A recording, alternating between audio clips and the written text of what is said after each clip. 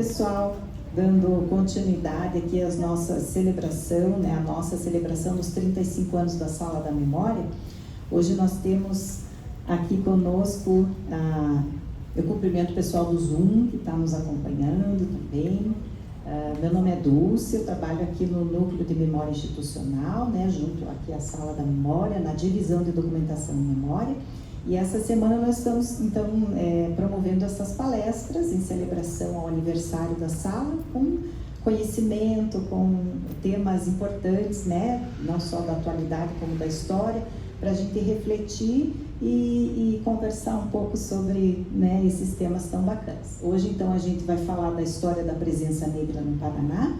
Amanhã já deixo o convite aqui para a gente, vai ter a palestra também sobre a história das mulheres na Segunda Guerra Mundial, né? Um tema aí da mulher, mais do gênero, com o professor Cristiano, que é consultor do Museu do Expedicionário, então já deixo o convite aqui também, não percam.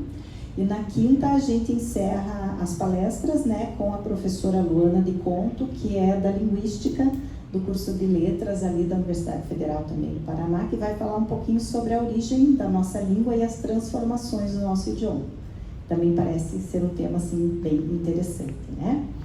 Então eu vou apresentar aqui a professora doutora Noemi Santos da Silva, é graduada e mestre em História pela Universidade Federal do Paraná, doutora em História Social pela Universidade Estadual de Campinas. Desenvolveu pesquisa sobre a construção popular do direito à educação, com ênfase nas populações negras entre os séculos XIX e XX.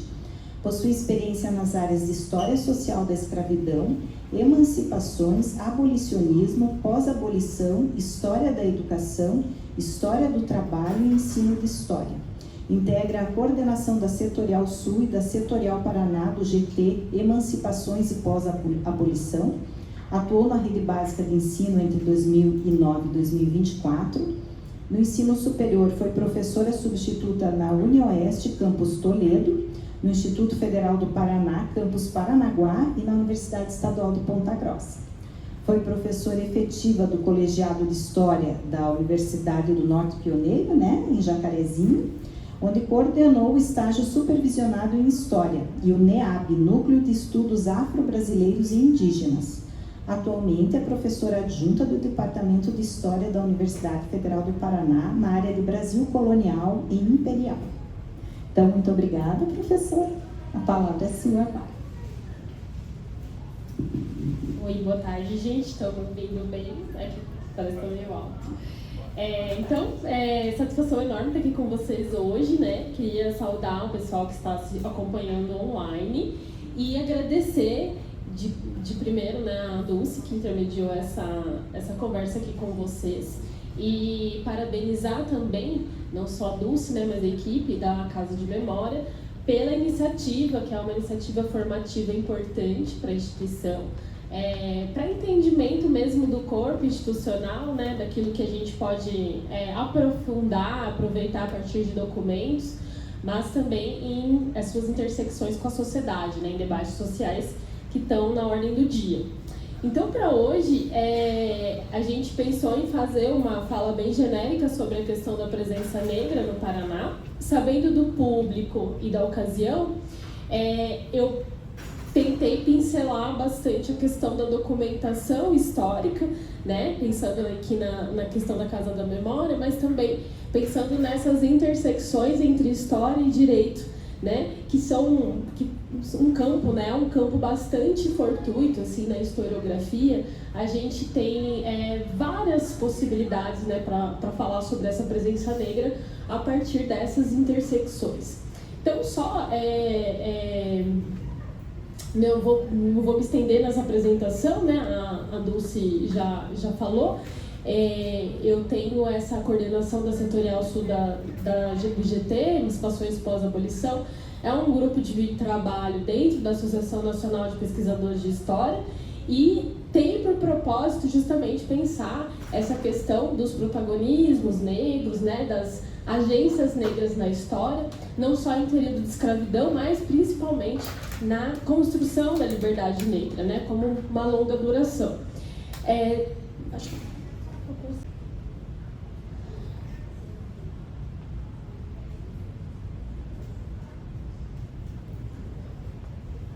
Onde que eu tenho que apontar essa vez?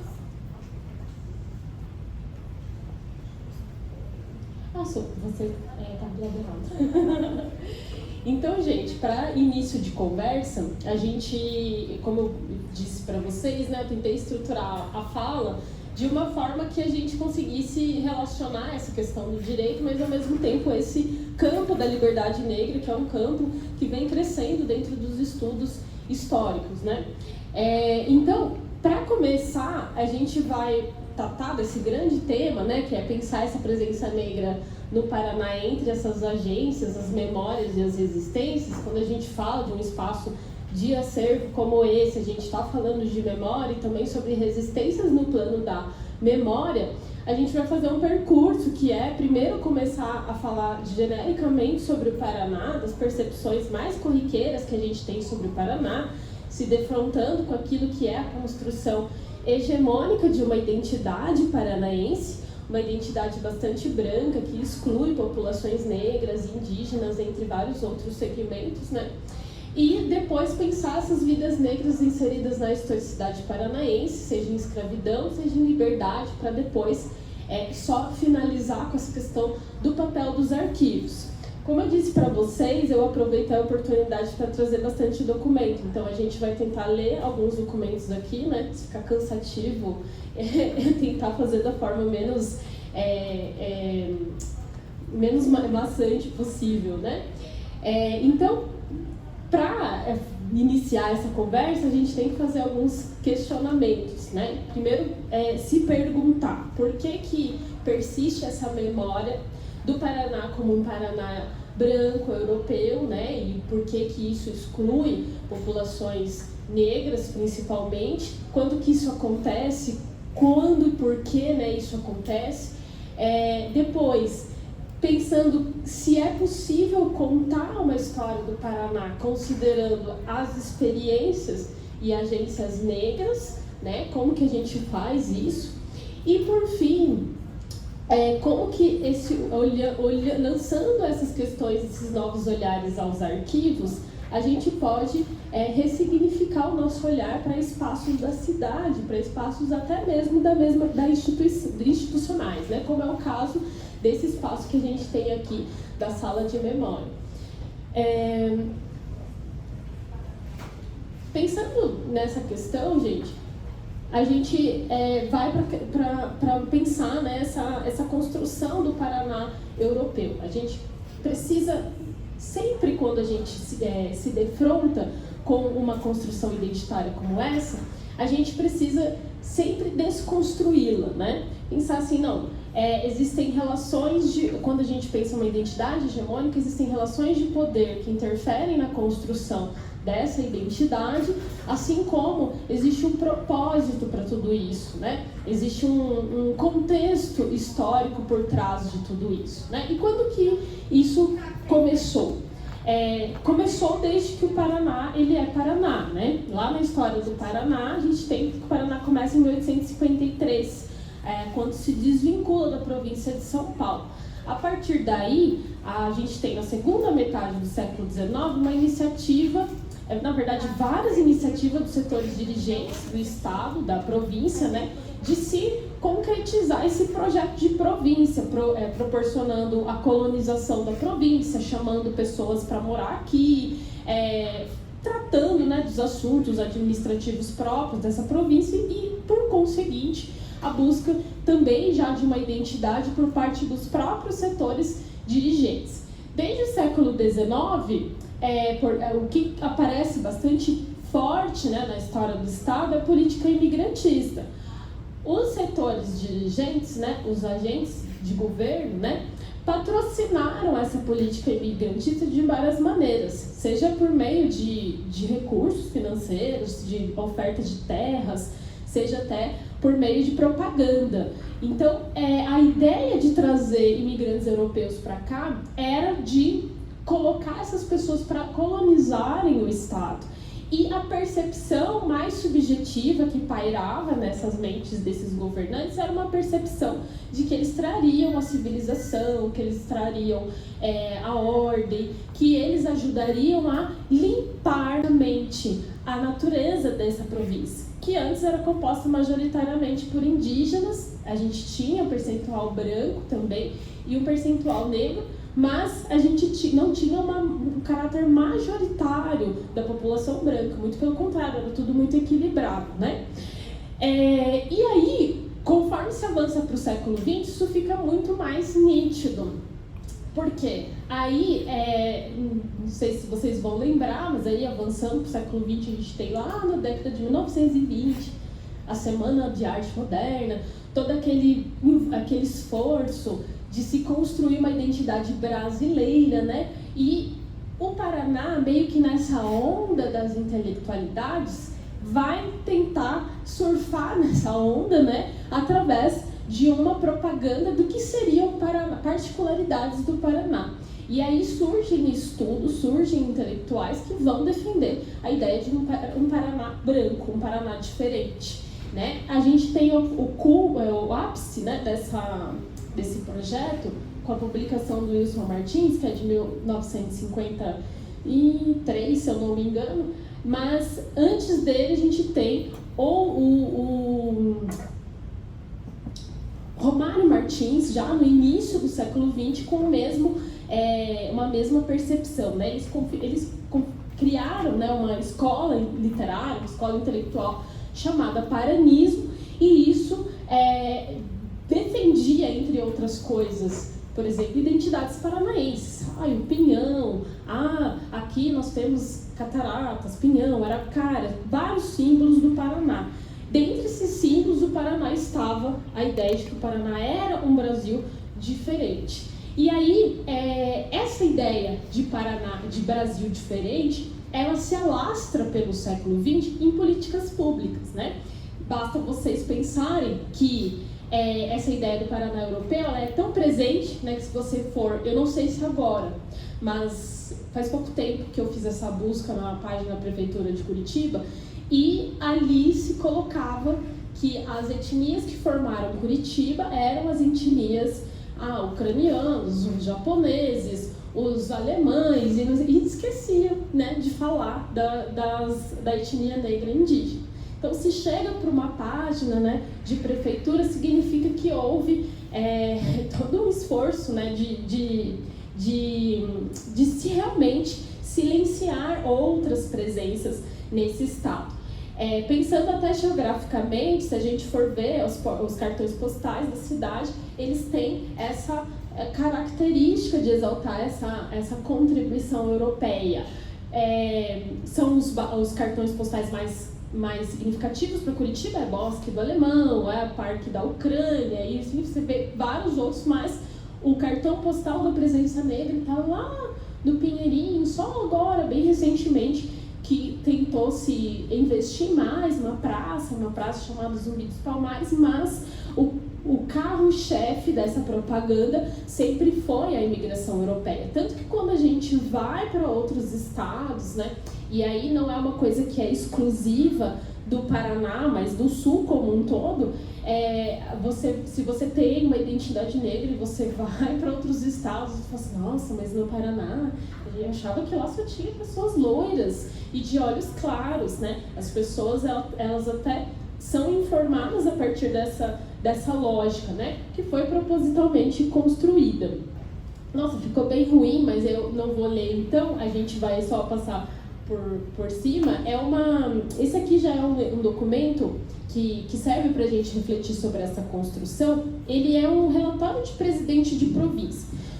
Quando os governantes, o presidente de província, ele era como se fosse o governador do estado, lá no século XIX. E eles produziam relatórios para colocar ali várias questões, dilemas da administração pública, né? Esse presidente de província, ele destaca lá em 1888 que a imigração, ela era uma questão urgente, não só para a província do Paraná, como para o Império, né? No caso, o Império Brasileiro vai terminar em 1889, porque era um fator étnico de primeira ordem destinado a tonificar o organismo nacional, abastado por vícios de origem e pelo contato que teve com a escravidão. Então fica bem nítido essa ideia, um propósito que está ali no próprio relatório de governo, né? Aqui é um outro documento, e aí é uma publicação de um jornal de Curitiba, chamado 19 de dezembro, um jornal liberal, bastante antenado com a propaganda da República, né? Ele coloca um editorial em 1886, em que fala sobre como que seria se um estrangeiro viesse para Curitiba. E aí, no jornal, eles destacam, o estrangeiro que vem para cá fica bastante impressionado agradavelmente, porque dali ele consegue, fala assim, né, aborda Curitiba pela primeira vez, as quais se assemelham a essa florescente e bela povoação e uma graciosa cidade europeia. É a elegância de seus edifícios, sob mais variados tipos arquitetônicos e a cor dos seus habitantes, que em quase sua totalidade são brancos, de raça latina ou teutônica ou do cruzamento de ambas entre si com a raça brasileira. Em Curitiba, com efeito, é raro ver-se um indivíduo de cor preta no meio da multidão. Em massa, nos dias festivos, destaca-se negros, tão raramente como pontos ao correr de um discurso escrito. Essa publicação, ela está na esteira do movimento que eu já falei para vocês ali no slide anterior. Aquela ideia de se construir uma identidade paranaense, né, que vai culminar com a formação do paranismo, aquela escola literária, intelectual, e que vai defender, portanto, essa ideia de que o Paraná tinha esse traço excepcional. Esse era o principal jornal de Curitiba, né? Estava ali vinculando que para que as pessoas passassem a acreditar nessa verdade, né, construída, e, portanto, dá esse efeito de que houve sim uma escolha étnica ao se construir essa identidade curitibana e paranaense. Só que quando a gente vai para outros documentos, e aí a gente faz um movimento aqui, que é sempre pensar o que acontece no plano mais geral, hegemônico, e o que a gente pode construir do outro lado, a contrapelo, que a gente chama, para usar uma terminologia que é de um historiador chamado Walter Benjamin. Nesse outro plano, a gente percebe outras narrativas sobre Curitiba, e veja que interessante. Um viajante que esteve aqui, isso em 1859, né, ele destaca, coloca no diário dele, que está publicado no site da USP, né, numa coleção de documentos, que é a Brasiliana, acho que é Brasiliana Fotográfica, né, não sei se coloquei ali, mas o nome dele, nem vou usar falar o nome dele, mas ele é um viajante alemão, e ele fala que o que mais chamou a atenção dele em Curitiba era justamente ser uma população bastante mestiçada. Em toda parte aparecem linhas nítidas de genealogia indígena e africana na multidão. E aí depois ele vem, se é que se pode chamar de multidão os poucos habitantes de Curitiba. Ou seja, quem será que está falando a verdade, né? Tem várias narrativas a respeito da cidade. Essa é uma narrativa um pouco anterior, mas ao mesmo tempo também de estrangeiros que vieram para cá. A gente consegue ter contranarrativas sobre essa cidade. Afinal, existiam ou não existiam esses africanos? Era uma população mestiçada ou era uma população exclusivamente branca, né? E aí, indo para a história mesmo, a gente percebe que, bom, não era bem assim, né?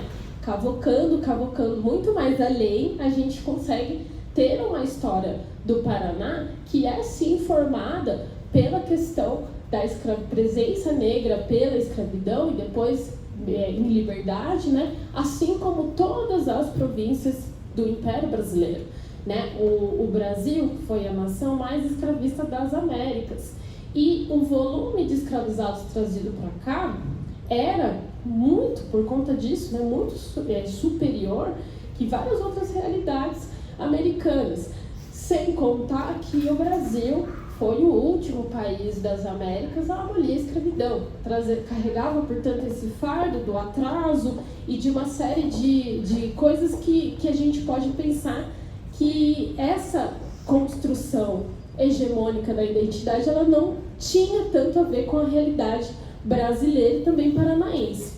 Vamos pensar que, pensando exclusivamente no caso do Paraná, né? Esse pulso da imigração que acontece em 1860, eles estavam em torno de 30% da população.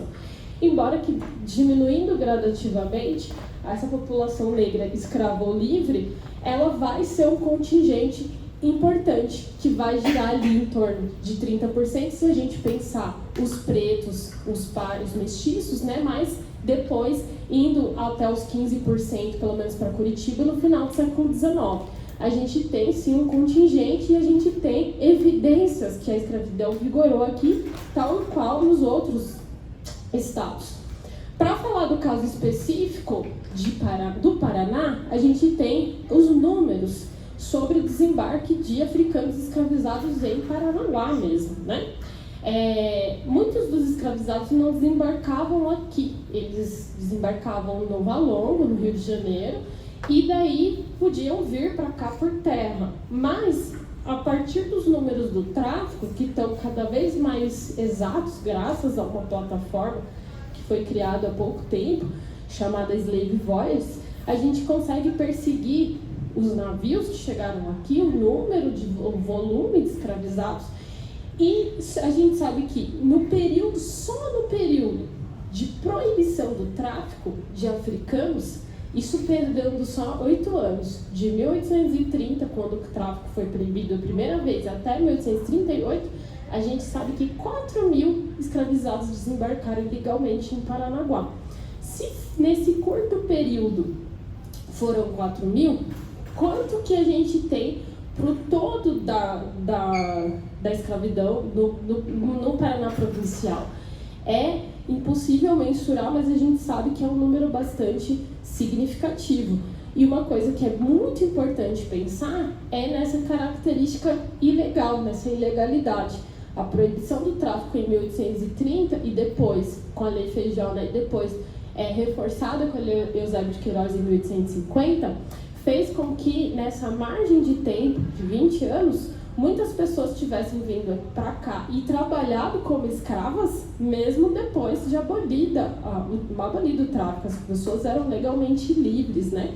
E os documentos, eles vão apontar essa questão, né? Essa questão da ilegalidade do tráfico, do enriquecimento ilícito de determinados indivíduos a partir do trabalho escravo ilegal, e vão explorar essas questões. Antes da gente ler o documento, é importante que vocês são profissionais que trabalham, né, com essa familiaridade com o direito, pensar nessa questão mesmo da própria nomenclatura, né, na própria jurisdição dessa questão da escravidão.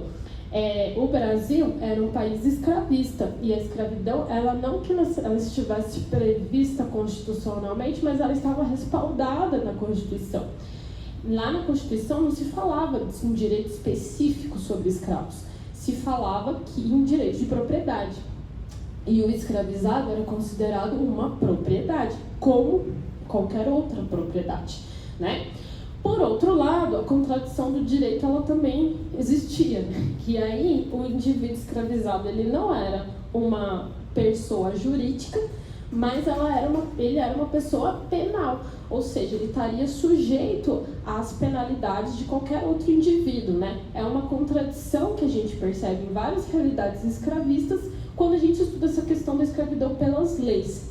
Mas pensando por aí, o que acontece? O que é grave, né? Bom, o indivíduo escravizado, ele não vai ter direito a nenhum, né? Mas, a partir do momento que ele é livre, ele já é considerado, e nascido no Brasil, ele já tem algum nível de direito, né? Ele é uma pessoa de direitos.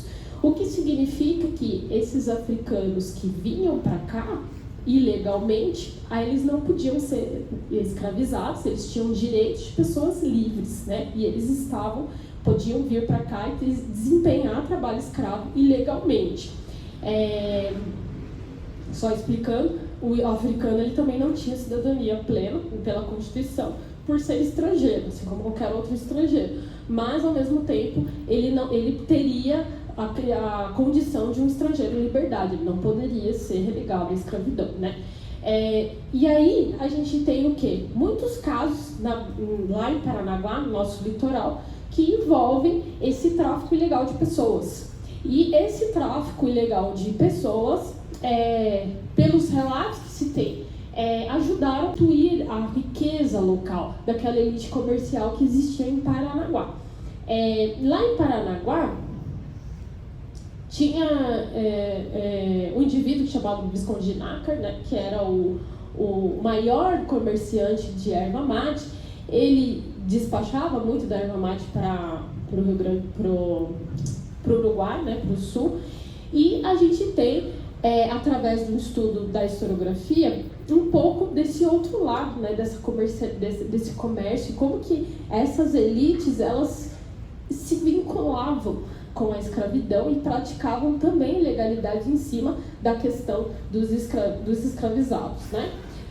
O José Augusto Leandro estudou essa elite e ele estudou processos judiciais envolvendo escravizados lá em Paranaguá. Esses processos são ações de liberdade. As ações que ele estudou estão no Museu do Tribunal de Justiça e são narrativas, né, os processos nessas ações de liberdade trazem narrativas dos próprios escravizados sobre a sua condição, no caso, a condição ilegal que eles estavam vivendo. Os processos que o José Augusto Leandro estudou, eles são um achado para a historiografia mais recente, porque eles oferecem essa outra dimensão, a gente olhar para a escravidão, não só do escravizado como propriedade, mas como alguém que está pleiteando melhorias na sua condição, está procurando a justiça. Pensem o que é um escravizado, procurar um advogado, um curador, para que conseguisse acessar a liberdade, tendo como referência a própria consciência da ilegalidade da sua condição. O que a gente consegue daí personificar cada vez mais essas pessoas, pensando que eram vidas, né? Vidas que circulavam na urbe, tinham contatos, referências, e a partir daí conseguiam acessar a liberdade. Enfim, mas vamos para o caso, né? E aí, quem sabe vocês tenham dúvidas, alguma coisa, quiserem até interceptar, a gente tá aí para conversar. É a narrativa do próprio Augusto Leandro, não é o processo, mas ele coloca excertos do processo nessa narrativa, né? Ele diz: quando Delfina foi interrogada pelo juiz, afirmou que era solteira, cozinheira e natural da costa da África. Ao ser indagada se lembrava a idade que tinha quando veio da África, respondeu que era rapariguinha, que não tinha ainda seios. Afirmou também que quando chegou ao Brasil, desembarcou à noite no Rio de Janeiro e após 4 meses dirigiu-se a Paranaguá, desembarcando à noite com seu parceiro Mateus, falecido como escravo do Visconde de Nácar. Quando o juiz indagou sobre o local do desembarque, respondeu que desembarcou na Cutinga, onde estavam muitos africanos, com os quais mandaram-na vir para essa cidade. Então percebam, gente, a partir desse excerto, né, um pequeno excerto da historiografia que acessou um processo, a gente consegue saber da vida de Delfina, consegue saber que ela veio para o Brasil ainda muito pequena, né, criança, que essa vinda possivelmente era ilegal, dado o fato que o tráfico já tinha sido interrompido, consegue saber que ela era cozinheira, que ela tinha um companheiro que já tinha falecido, esse companheiro era escravo do Visconde de Nácar. A gente consegue imaginar a Delfina acessando a justiça por diversos meios, sabendo que a sua condição era ilegal. Isso é importante para a gente personificar os indivíduos que viveram a escravidão, e é importante para a gente dar complexidade a essa questão.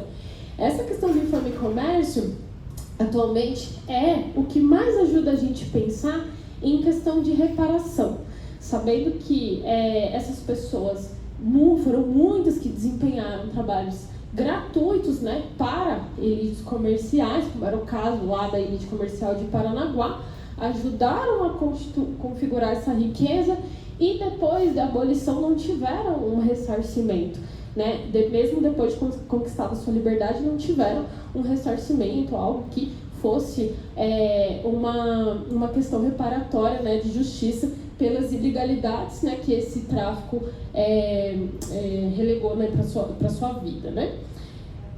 Enfim, falei para vocês, para a gente pensar na Delfina como um exemplo, mas quantos outros escravizados, escravizadas não tinham por aqui na mesma condição, né? A Delfina, a gente sabe que ela conseguiu acessar a justiça graças a um curador.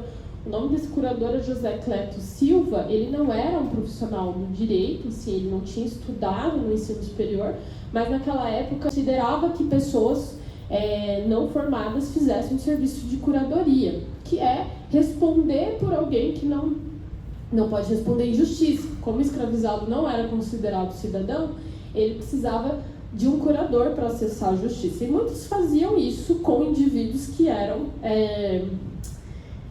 indivíduos da sociedade comum. Eu achei muito engraçado que eu fui ali olhar no jornal do Diário do Comércio e eu achei outro curador, que é o Damásio.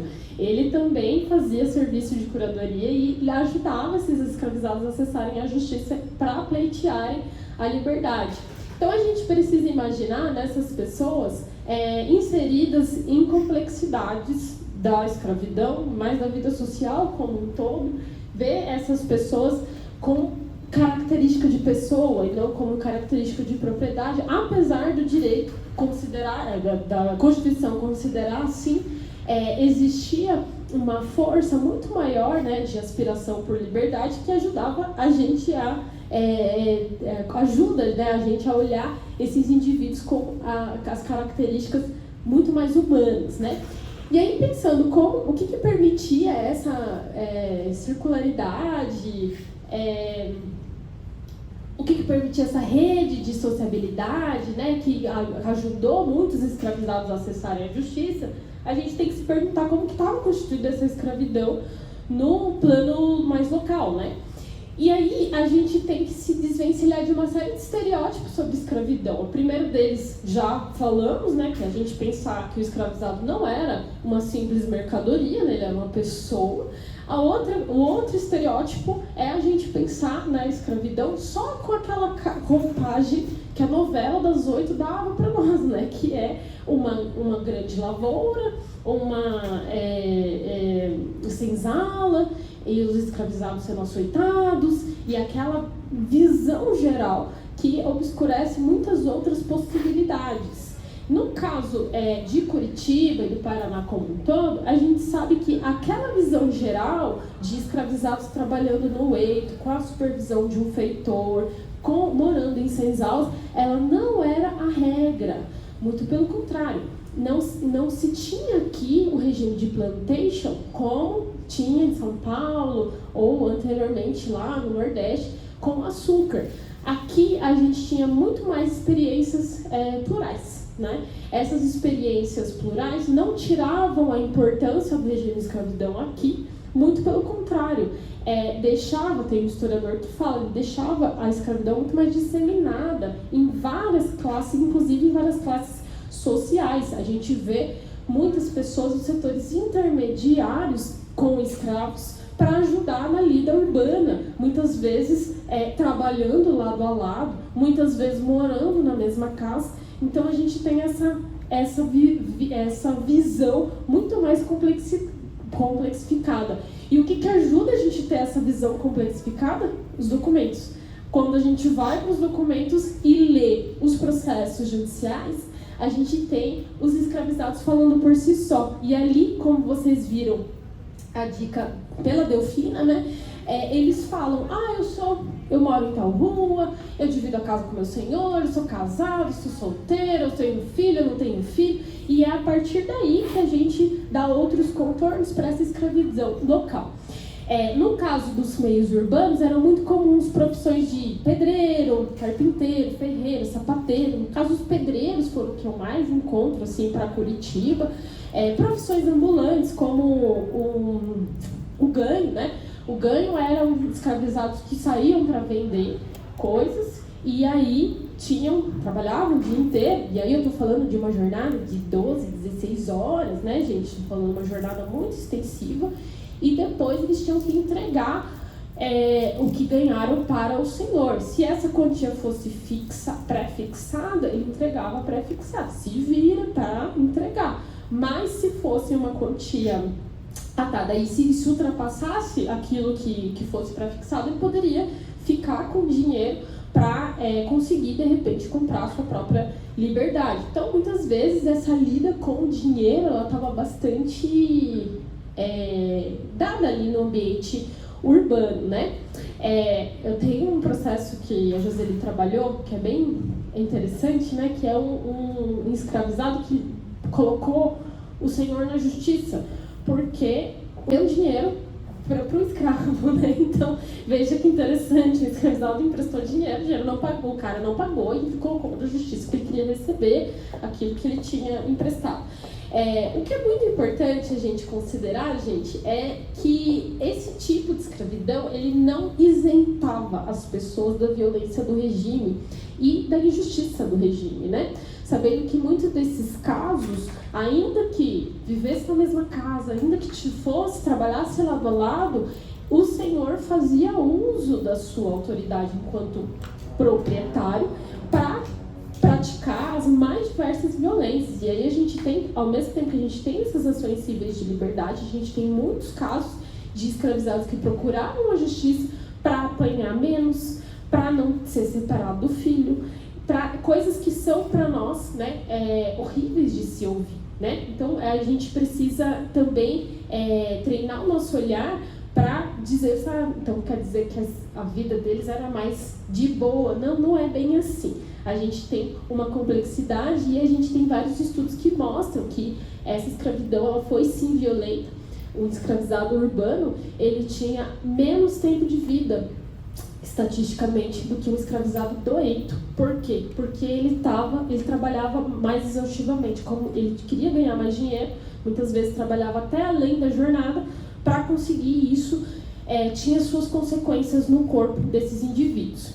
Trouxe aqui para vocês uma imagem que é significativa para a gente pensar nessa experiência de escravidão em Curitiba e em Paraná, mas no Brasil meridional como um todo, né? O Jean-Baptiste Debré, ele teve aqui em 1827, né? Que esse artista é um dos mais renomados, né, da escola francesa do século XIX. E ele retratou Curitiba. A única imagem que ele retratou Curitiba, vejam só que interessante, ela não era um indivíduo branco, né? Era um indivíduo negro, possivelmente ferreiro, trabalhando ali nas suas ferramentas. E isso é representativo da gente pensar tanto nessa característica diferente de Curitiba do que daquilo que se narra, mas também nessas experiências plurais de escravidão, né? Não tem, a gente pode supor esse lugar que ele retratou, era bem ali em cima do Largo da Ordem, sabe? Naquela parte mais superior ali, esse lugar que ele está, possivelmente nesse ambiente de trabalho ele não tinha um feitor ali do lado, mas ele tinha todo o interesse de desempenhar esse serviço, possivelmente para conseguir rentabilidade a partir dele. Bom, aí pensando na questão da escravidão e na sua complexidade, a gente pode voltar para a questão de como que aconteceram as resistências nesse plano, nesse ambiente, né, nessa atmosfera que tinha contornos específicos, como a gente já falou. E aí a gente vai para as histórias de resistência, né? Visitando essas histórias de resistência que aconteceram no Paraná e também em Curitiba, a gente tem evidências de que esse regime específico de escravidão não era nada suave. A gente tem, claro, muitas histórias que vêm dos processos judiciais, principalmente processos crime envolvendo escravizados, que eles tentam fuga, tentam matar senhor, tentam praticar outras atrocidades, né, que são ali do ambiente da violência escravista. A gente tem também evidências de revoltas, como a principal dela, que aconteceu não necessariamente no espaço urbano. Ela nos evidencia que essa característica de autonomia do escravizado, ela não isentava de revoltas. É o caso de Capão Alto. E aí eu trouxe o processo, não o trecho do processo que está aqui, o processo que está no arquivo, o relato que está no arquivo, mas quem tiver interesse, né, em investigar, aqui também a gente tem um processo correlacionado, que é um auto de petição para execução. Ele está tratando dessa história que eu vou contar bem por alto, quem tiver interesse. Tá narrado bem detalhado num texto que a Joseli publicou numa coletânea online chamada Paraná Insurgente. E ali, o que acontece nessa história? Existia uma fazenda em Castro, era uma absenteísta, que era uma fazenda absenteísta, quando o fazenda não morava lá. No caso, que os proprietários eram monges carmelitas. Eles moravam no estado de São Paulo, na província de São Paulo, e deixavam a fazenda lá se autogerindo.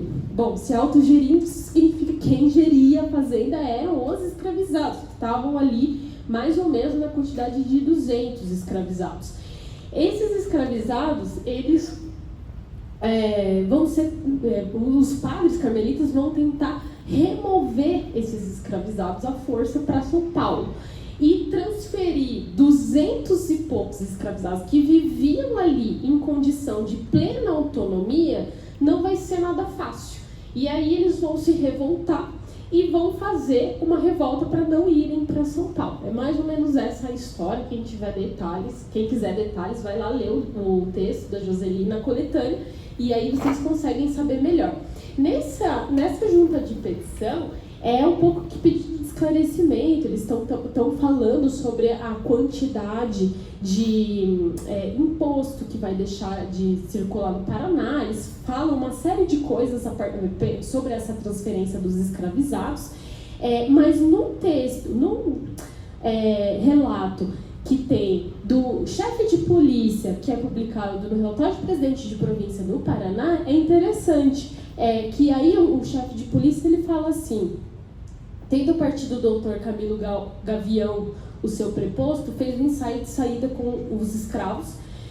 Estes, porém, sob 1000 pretextos fúteis, diziam não poder logo seguir. De alguma sorte, pareciam opor-se a acompanhar aquele preposto, dizendo que só se tinham por escravos de Nossa Senhora do Carmo.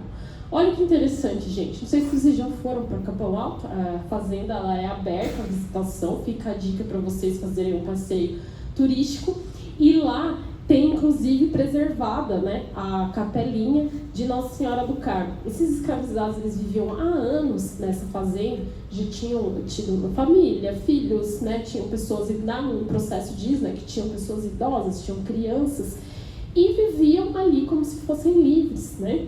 E ali, como era uma fazenda de padres carmelitas, eles desenvolveram essa devoção por Nossa Senhora do Carmo. Quando foi o caso deles solicitarem a remoção, né, essa retirada dos escravizados de Capão Alto para São Paulo, eles falam: não, nós não vamos. Nós vamos ficar porque nós nem somos escravos, nós somos escravos de Nossa Senhora do Carmo. E é interessante que a preocupação com o caso ela vai ser tamanha que eles mobilizam uma força policial muito expressiva, mobilizam um conjunto de autoridades muito expressiva por causa do quê? Do medo. O medo que uma sublevação como essa se alastrasse e se estimulasse, né, outras escravarias a atitude semelhante. Pensando daí já para o espaço urbano, eu disse para vocês, né, a gente tem no plano rural especificidades, como o caso das fazendas absenteístas lá por o interior, e nos espaços urbanos aquilo que eu disse, né, muitas profissões, muitas vidas, né, bastante entrelaçadas com a questão da autonomia, muitos casos que são narrados nos processos, né.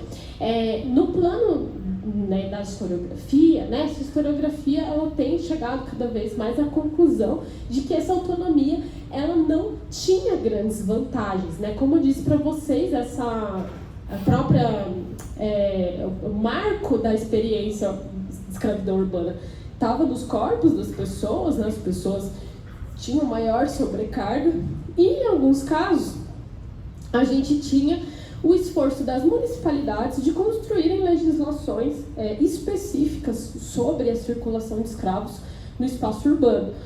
Essas pequenas legislações do município, elas são posturas municipais, né, que eram aprovadas pela Câmara, e aí era a partir daí que se fazia a fiscalização. Então, a gente tem, por exemplo, o caso do bebedouro, da Praça Zacarias, né? Ali era um local de ampla circulação de escravizados, porque antes do abastecimento urbano as pessoas tinham que buscar água ali. E ali isso preocupava as autoridades. Então o que eles vão fazer com as posturas municipais? Proibir circulação de pessoas escravizadas até a noite. Lá em Salvador a gente tem um caso semelhante, né? O João José Reis, que é historiador de lá, estuda esses escravos ganhadores. E aí eles vão fazer uma revolta na década de 1830, considerada a primeira greve do Brasil. Eles vão parar, vão cruzar os braços, porque a prefeitura estava exigindo que eles carregassem uma placa que pesava muito no pescoço, e além de que eles já tinham que carregar coisas, e eles vão cruzar os braços e vão tentar negociar essa condição.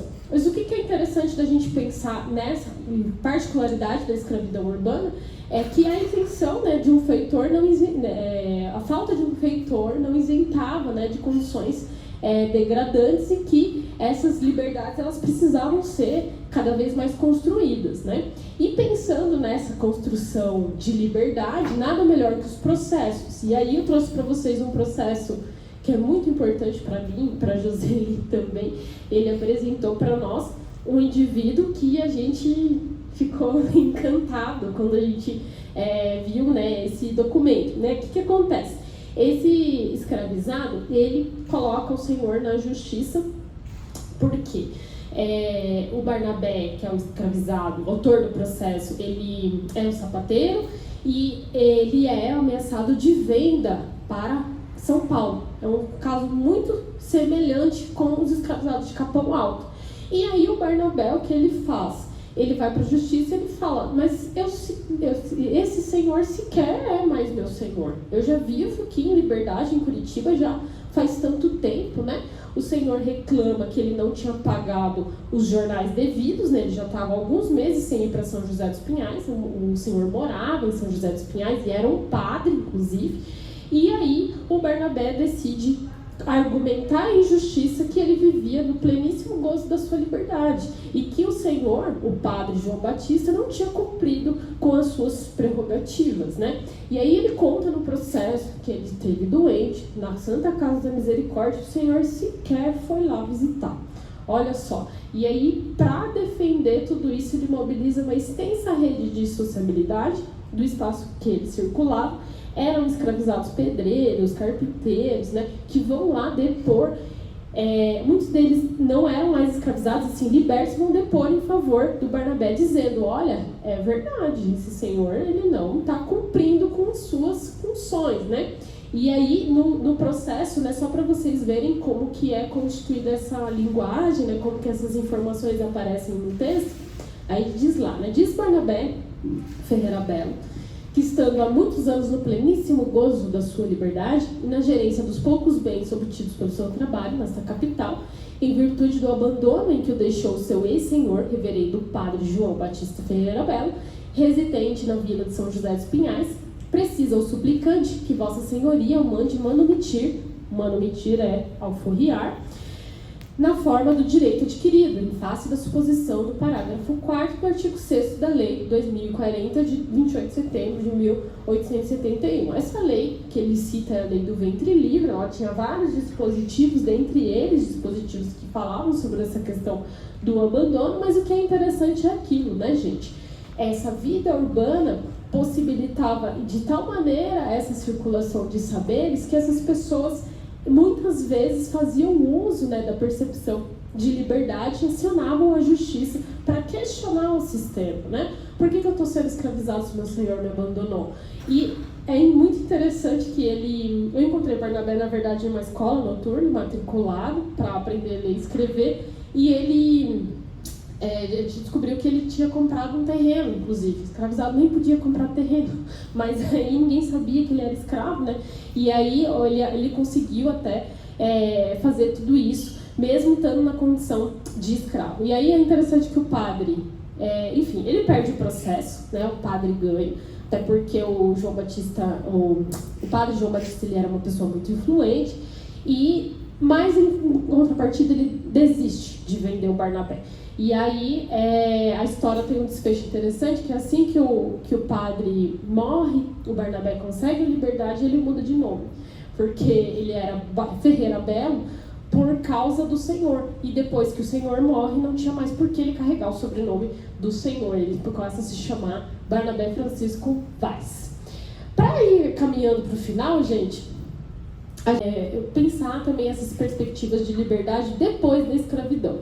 Como eu disse para vocês, a liberdade estava posta mesmo antes da Lei Áurea, mesmo antes de 1888. Numericamente falando, no dia da Lei Áurea, 13 de maio de 1888, 2/3 dos escravizados, da população negra brasileira não era mais escravizada. Então, era 1/3 só, uma quantidade pequena que a Lei Áurea realmente emancipou. E aí, o que a gente precisa entender? Que existiram experiências de liberdade antes da Lei Áurea, que essa liberdade ela foi construída, como nós vimos, paulatinamente, através de muitas lutas. Muitas vezes essas lutas não se deram na forma de revoltas, mas na forma de negociação, lutas judiciais, batalhas judiciais. Essas pessoas pleitearam direitos que elas sabiam adquirir. Olha que interessante, mesmo não sendo uma pessoa de direitos, já que o escravizado não estava contemplado, né, nessa visão.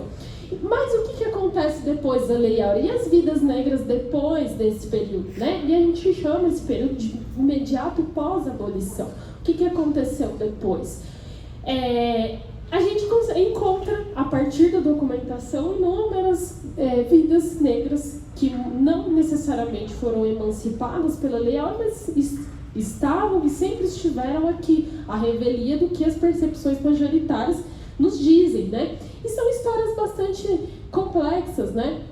A gente tem intelectualidades nessa leitura, né? Trouxe para vocês a Maria Nichols, que é uma professora normalista, foi normalista ali do Instituto de Educação, depois foi uma intelectual, publicou mais de 50 obras, né? Inclusive obras sobre história do Paraná. A gente tem o Sebastião Paraná, que era um intelectual de tamanha importância também, né? Publicava muito obras sobre a instrução pública na província. A gente tinha a experiência do Turíbio da Costa, né? Um africano que também vai ser um intelectual do finalzinho do 19. O Ildefonso da Assunção, que é irmão do Pânfilo de Assunção, advogado negro paranaense. A gente viu na exposição que estava aqui na sala de memória que tinha a menção ao Pânfilo, que era esse advogado que estava super atuante ali na Primeira República. A gente tinha o José Agostinho Leandro, que era redator de um jornal chamado Operário Livre. Enedina Alves Marques, que a gente sabe que as pesquisas avançaram agora, né, sobre a sua trajetória, enfim. Inúmeras possibilidades de investigação que a gente pode pressupor a sua existência, porque já ganharam notoriedade, e a gente pode cada vez mais dar respaldo para essas pesquisas, investigar cada vez mais essas experiências. Um grande desafio para a pesquisa sobre o pós-abolição, sobre o negro, nesses documentos que a gente está acompanhando aqui, é justamente o silêncio da cor.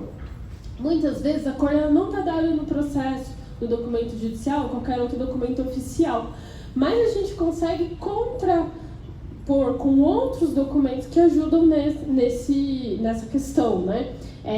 Por exemplo, eu vou dar a experiência dos meus conhecidos lá, que eu acho que facilita. Eu tinha um escravizado que era pedreiro, que ele aparecia em vários recibos e aparecia em processo judicial, mas ninguém falava a cor dele, né? Ele assinava, enfim, circulava no meio de muitos negros, a gente sabia que eram negros, mas o que eu fiz? Eu fui para o jornal, na Hemeroteca Digital, que é o site da Biblioteca Nacional, e aí fiz a pesquisa por nome ali nos jornais. E ali no jornal apareceu logo a primeira reportagem, era um casamento, ele casou aos 83 anos, se eu não me engano. E aí falava assim na reportagem: um fulano, Matias Moura. Matias Moura, o preto velho que toda Curitiba conhece. Então, olha ali, o jornal dava, né, a evidência da cor. Agora, se tem um espaço em que a cor ela é sempre enunciada, um tipo de documentação, né, que é sempre enunciada a cor, é na documentação judicial criminal. E aí a cor ela sempre está ali, né? Por que será, né, gente? O racismo no pós-abolição ele opera por essa via. E aí o indivíduo quando ele é negro e criminoso, ele for de estereótipos que já circulavam majoritariamente sobre a população negra.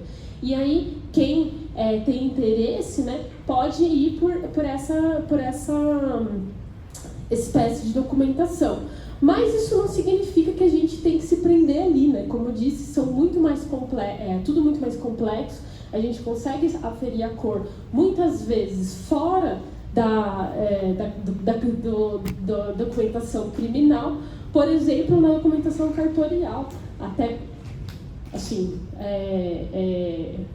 pouco tempo, alguns cartórios em específico falavam da cor da criança no nascimento ou na morte.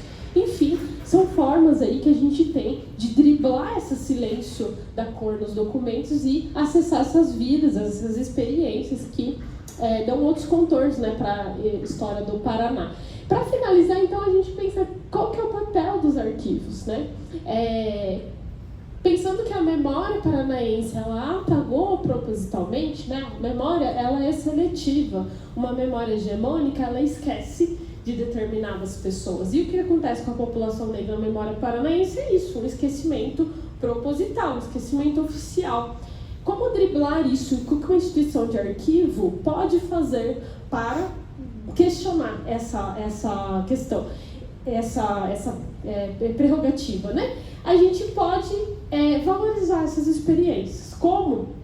Investigando esses documentos, investigando, vendo se tem questões, como foi feito aqui, inclusive, na Casa de Memória, na Sala da Memória, investigando esses documentos a contrapelo, né? A gente propõe esse termo pensando que é difícil de encontrar essas vidas, mas quando a gente encontra, a gente precisa valorizar. A gente precisa colocar num catálogo, fazer um catálogo específico para a população negra. No caso do arquivo público, isso foi feito já há alguns anos, isso facilita muito a pesquisa dos historiadores, né, dos pesquisadores em geral. A gente ir lá sabendo que existe um fundo específico para falar sobre essa população ajuda muito e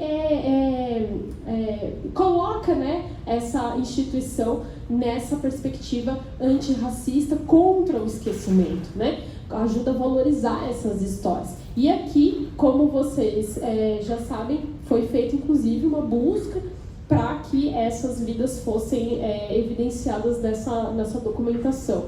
E aí eu trouxe só dois exemplos, mas se vocês quiserem ver, são casos de inventário que a pessoa tinha escravizados e aí o documento veio para essa seleção, né? Mas a gente tem também o caso da Fazenda do Capão Alto, como eu falei para vocês. E aí, para finalizar, gente, é só mesmo essa reflexão, né? A gente tem, de um lado, essa construção mais hegemônica, mais geral, sobre a história, a memória paranaense, a identidade paranaense, e a gente consegue revisitar os arquivos com um novo olhar, né, a partir dessas experiências que a gente conversou aqui, para tentar evidenciar esses passados que foram propositalmente esquecidos e dar cada vez mais contornos plurais para as experiências negras paranaenses. Enfim, é isso. Espero que tenha contribuído de alguma maneira. Se vocês têm apontamentos, aí estou à disposição para a gente conversar, tá bom?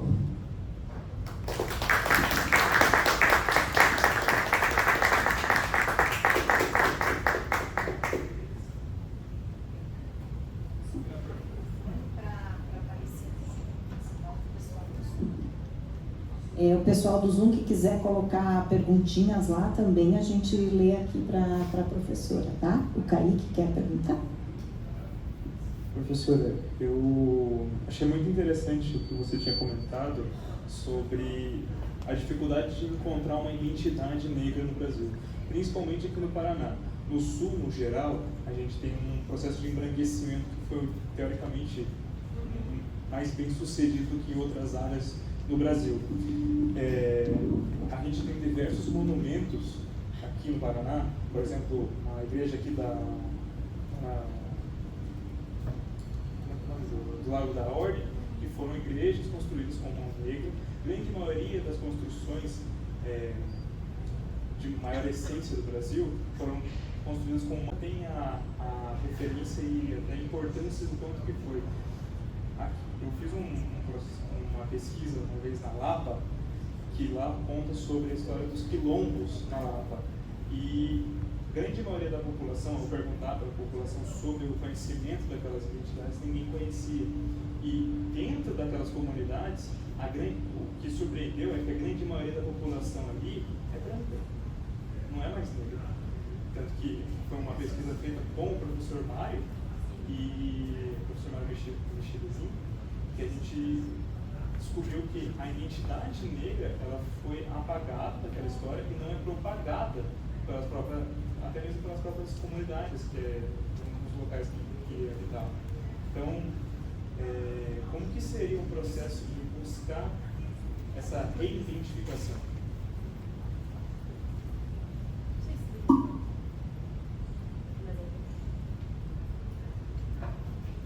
Bom, Kaique, obrigada pela sua questão, né? Esse apontamento é extremamente relevante para a gente pensar o presente. E tem uma questão que a gente estuda muito em teoria da história, que é o historiador ele sempre parte de um presente.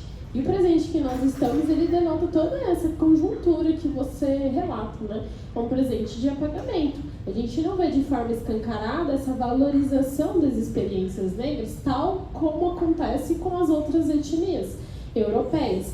Como a gente disse aqui, isso tudo é proposital, é fruto de um projeto, né? E aí, esse projeto, ele existiu, uma vez ele já existiu para país, mas para Estado ele ainda existe, né? Ele ainda é um projeto vigente.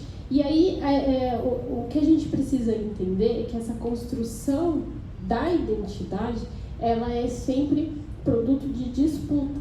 Ela não é uma coisa estanque, né? A identidade do Paraná, ela tem esse produto vindo de cima, essa invenção, essa construção identitária que anula outras experiências, mas a gente pode disputar essa memória, disputar essa identidade. Nós, enquanto cidadãos da sociedade, enquanto professores, enquanto pessoas atuantes de diversas maneiras, né? Enquanto gestores de arquivo, de diversas maneiras a gente consegue disputar fazendo essas evidências, né? Mostrando essas evidências. A universidade produz isso e tenta alcançar a sociedade, né? A escola tenta fazer isso, a gente tem iniciativas da própria sociedade civil, né? Tem esses roteiros que o Dinheiro faz lá da linha preta, né? Valorizando esses espaços, movimentos sociais. Então, que eu quero dizer, a gente precisa se colocar enquanto cidadãos ativos politicamente, significa confrontar essa identidade, disputá-la também, mostrar esses outros lados e lados que a gente quer se ver, né, nessa identidade que então está construída, né? Infelizmente, quando você me fala da Igreja do Rosário, né, esse esquecimento ele tá dado, assim, muito pouco investimento que a gente vê do poder público, da própria sociedade civil, do reconhecimento daquele lugar como espaço de memória negra, né? E aí, não indo muito longe, né, como eu trabalho essa questão da memória urbana também, indo ali próximo, a gente tem a primeira sociedade, subindo assim o morro ali do Largo da Ordem, a gente tem a primeira sociedade operária de Curitiba, que é fundada por um pedreiro ex-escravo, que era a Sociedade Protetora dos Operários. Onde que ela fica? Exatamente ali na Rua Kellers, em frente à Praça João Cândido e em frente ao Museu Paranaense. Hoje, a ruína da sociedade foi totalmente demolida e não existe sequer uma referência, porque aquele foi um espaço construído por mãos negras.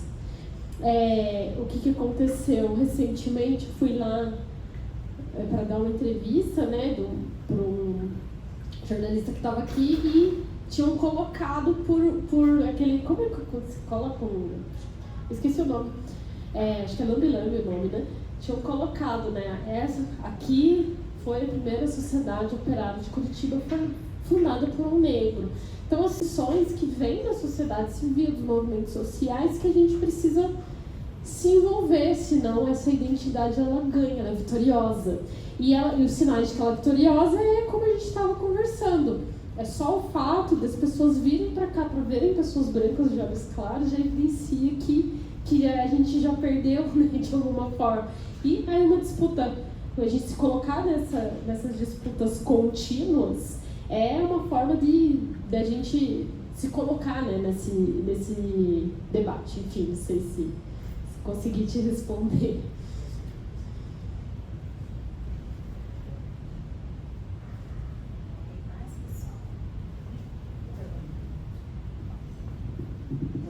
Professora, há pouco tempo atrás, quando a gente teve esse ressurgimento do fascismo no Brasil, né, a gente viu muito discurso falando assim que a escravidão, na verdade, ela começou do negro com o negro. A gente via isso direto na televisão, o pessoal da extrema-direita brasileira dizendo que justificava esse tipo de situação que a gente vivenciou no Brasil, porque na verdade começou com o negro.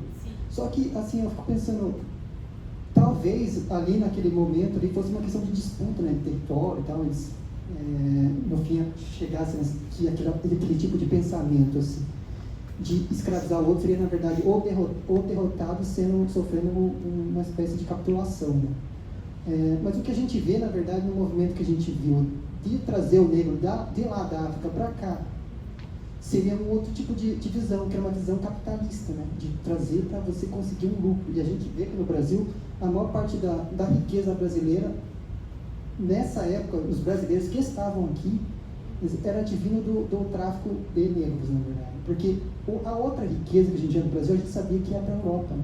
Ia para Portugal, ia para outros lugares que tinham um tipo de exploração da terra, né? De plantação do açúcar.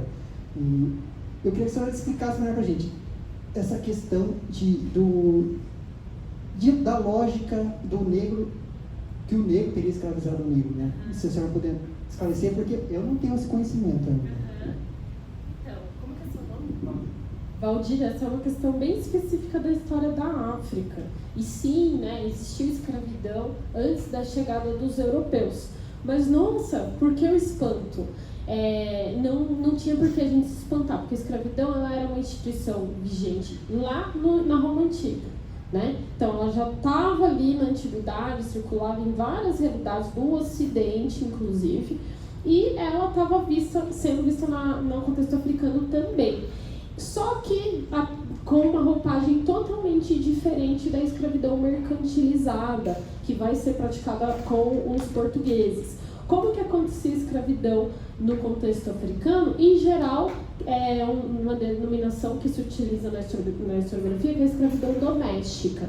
Essa escravidão ela era praticada contra prisioneiros de guerra, endividados ou pessoas que tinham infringido códigos morais muito sérios, como, por exemplo, cometido assassinato, cometido adultério. Então, ela estava ali como quase que uma punição.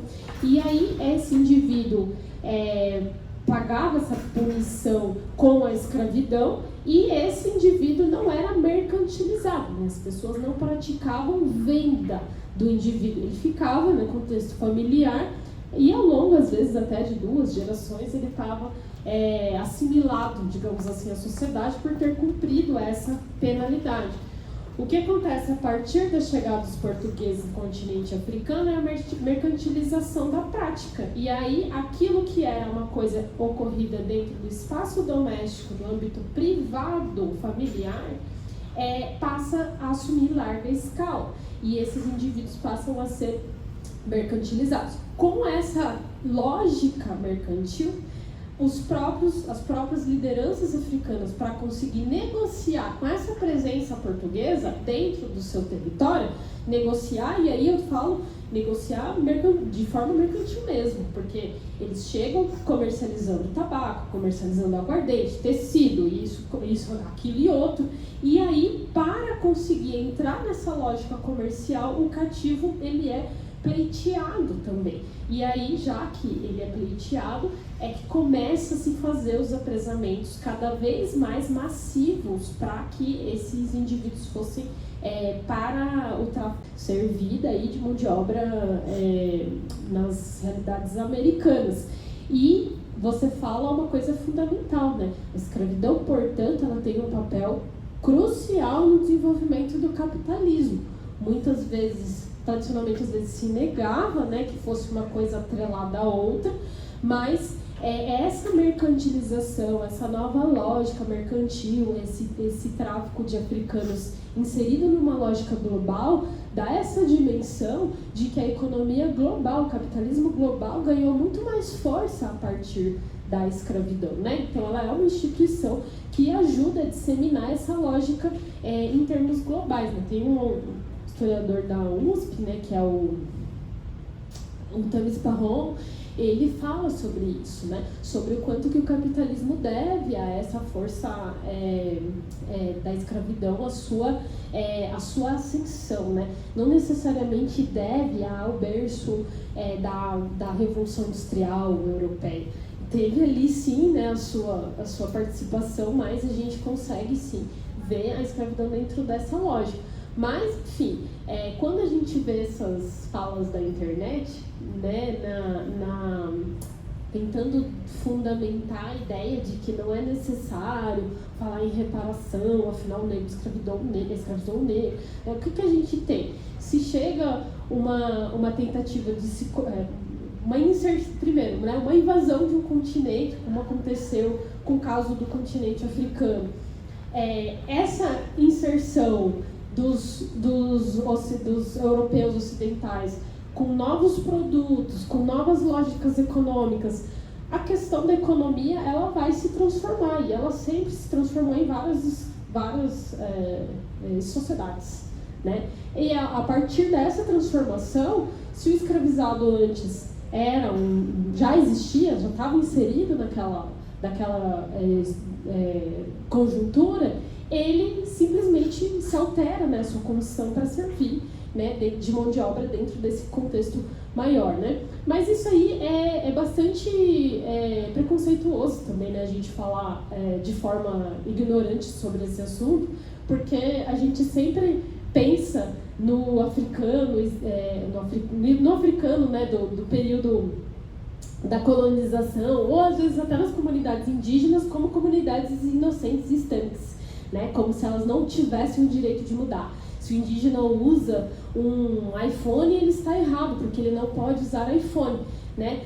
Com a questão das sociedades africanas era a mesma coisa, mas o capitalismo tinha chegado, estava se circulando mercadoria, por que eles não poderiam se inserir nessa economia? Enquanto pessoas, né? Eles eram lideranças, eles estavam querendo se inserir numa economia global, e é isso que foi feito, né? Não adianta a gente também olhar para aquela realidade com olhos do presente e nem com esse preconceito de que era tudo igual, não necessariamente o africano ele era igual da outra tribo vizinha, né? Muito pelo contrário, os conflitos sempre existiram, as rivalidades, as guerras entre populações distintas sempre existiram, e a escravidão ela pega esteira nisso aí. São muitas, mas muitas histórias que ajudam a gente ver a África com esse outro olhar, né? Do quanto que a presença europeia ela vai transformar radicalmente, mas ela vai se apropriar de um contexto pré-existente, contexto de rivalidade dessas realidades africanas, e aí é que a escravidão ela vai, enfim, participar desse conjunto de mudanças, né? Vocês esperam ter ao menos dado uma luz ali nessa questão, mas é muito mais complexo do que a internet, com certeza, né? Do que a internet propõe. Mas, enfim, esse crescimento do autoritarismo, né? Desses fascismos, né? Neofascismos, né? Eles ajudam a gente a ter um outro olhar para essa questão do negro na sociedade, sem dúvida alguma, né? São muitas vezes ideias supremacistas, né? A gente tem visto o crescimento disso nos Estados Unidos, aqui também, é bastante preocupante, né? Bastante, para nós historiadores, né? Sempre uma fonte, né? Para a gente estar ali pesquisando e tentando artigos passados. Mas, sem dúvida alguma, né, unindo as duas perguntas, a gente tem que relacionar, né, tudo é uma grande disputa política, quase isso, né?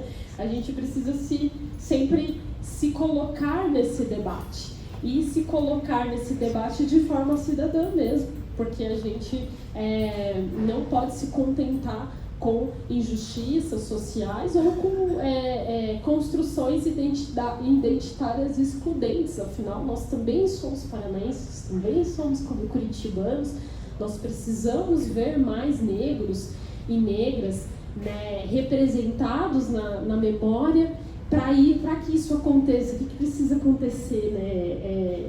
E aí entra uma série de questões políticas mesmo, né?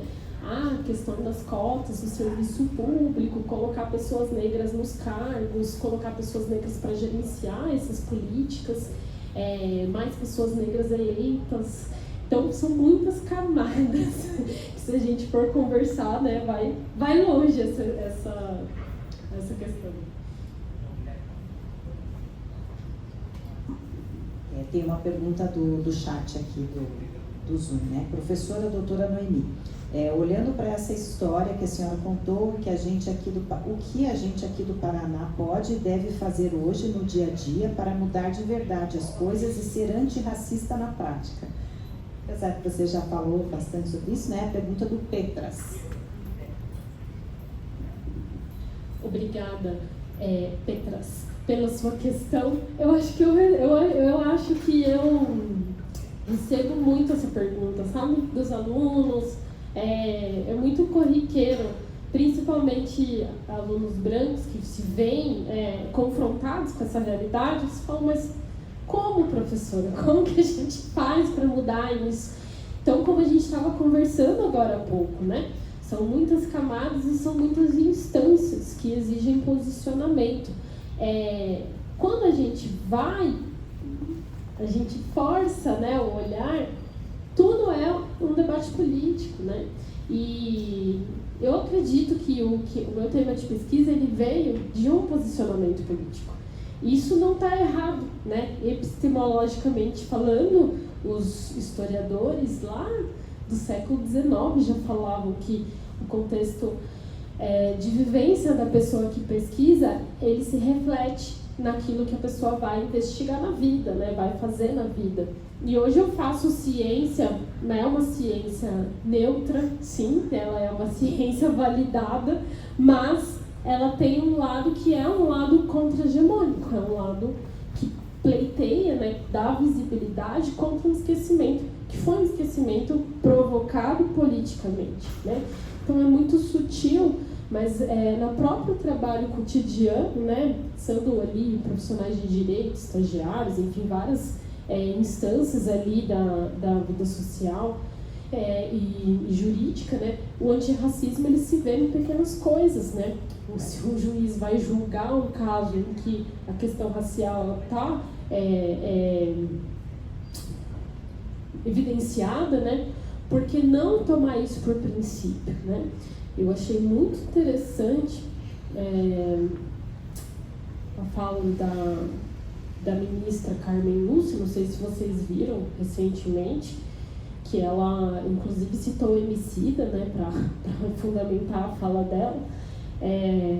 Ela citou uma poesia do Emicida que é a felicidade do branco é plena e a do negro é quase. Por que a Constituição para o branco é plena e para o negro é quase? Né? Eu achei bem forte a fala dela, né? Uma ministra, né? Uma pessoa que ocupa um lugar de decisão. Então, essa sensibilidade para a questão racial, ela precisa estar aqui dentro, né? Dentro da nossa cabeça, da nossa consciência política. É um antirracismo que se provoca em pequenas coisas. Muitas vezes, na nossa... a gente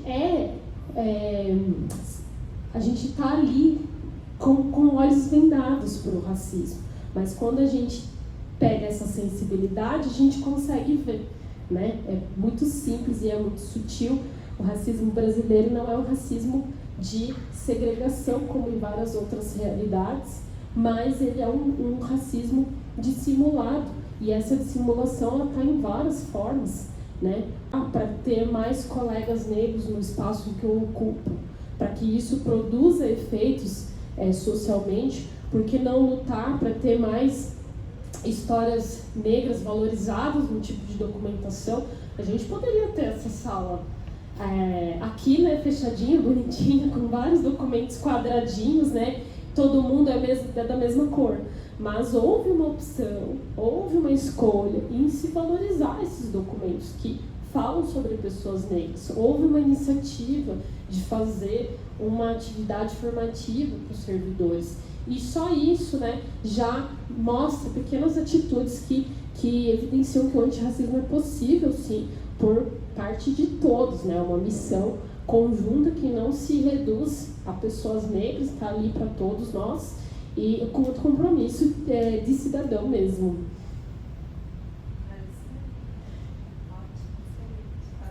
Obrigada. Não sei se temos mais questões. Certo, pessoal? Encerramos, então? Então, agradecemos muito a professora Noemi, parabenizamos e esperamos todos amanhã às 4. Tá bom, pessoal? Um abraço. Boa tarde.